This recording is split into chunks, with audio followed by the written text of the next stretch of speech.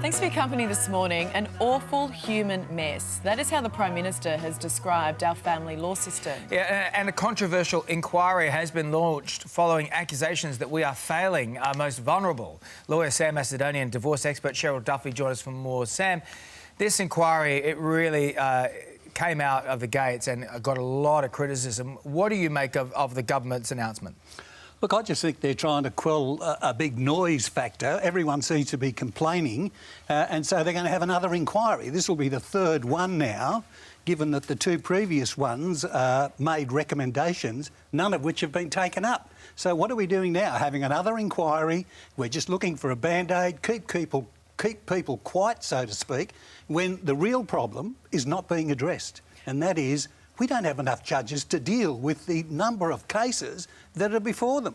So do you think this is just buying time rather than actually finding a solution? Yes, it's just, introduce another inquiry and you've got the matter put off for another 6 or 9 months, and then no one will talk about it because, oh, look, it's being looked at. But when we finally get there, recommendations are made, nothing happens. Meanwhile, the real problem is not being addressed, and that is get some money out there, get some judges on board and get these matters dealt with, because justice delayed is justice denied.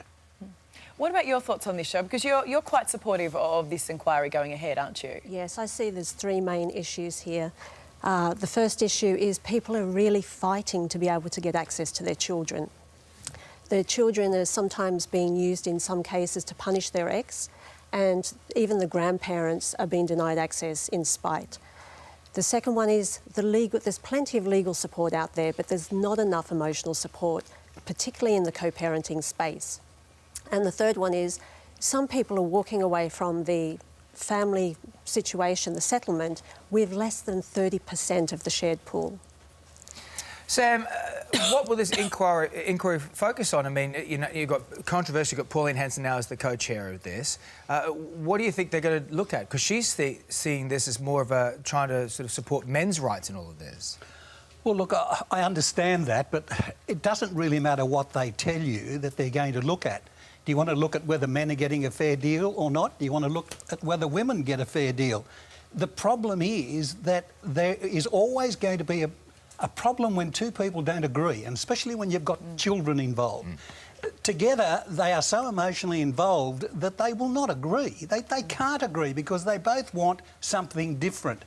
Lawyers can't really help them, and they've got to do what they're told anyway. So the only way of fixing all this and making sure everyone gets a fair deal, priority with the kids and all that, get them to a court, get them to a judge, an independent person who can make a decision for them. In other words, saying, you back off, this is where things have got to be because this is what's best for the children and this is what's best for both of you as far as sharing a pool. But unless you get them to some independent person, they'll never agree.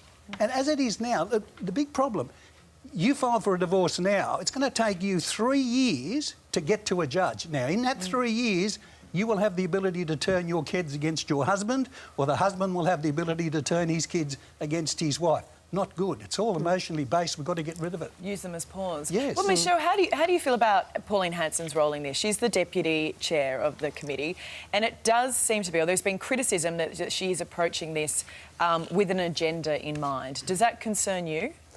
Well, from the political side, I don't know whether they've chosen the right person, but that aside, I really think there needs to be mandatory co-parenting training at the onset of separation so that they can then make sure that people have those skills and techniques to be able to see how their behaviours and the impacts of those behaviours can help them to make a better response for a better outcome. But effectively, by having this inquiry, you're pushing it off for, what, at least another 12 months before any of the things you want to see happen actually emerge. There's no guarantee that's not just going to sit on the shelf as well, Sam. Exactly. As I said, we've had 2 and nothing's happened. So what are we going to do? Why are we having a third one? Why don't we do something instead of just talking about it? All right, look, thank you both for coming in and talking about it, but hopefully Canberra's listening as well. Thanks for coming on. Thank you. Thank you. Here are the top stories for you on Weekend Today.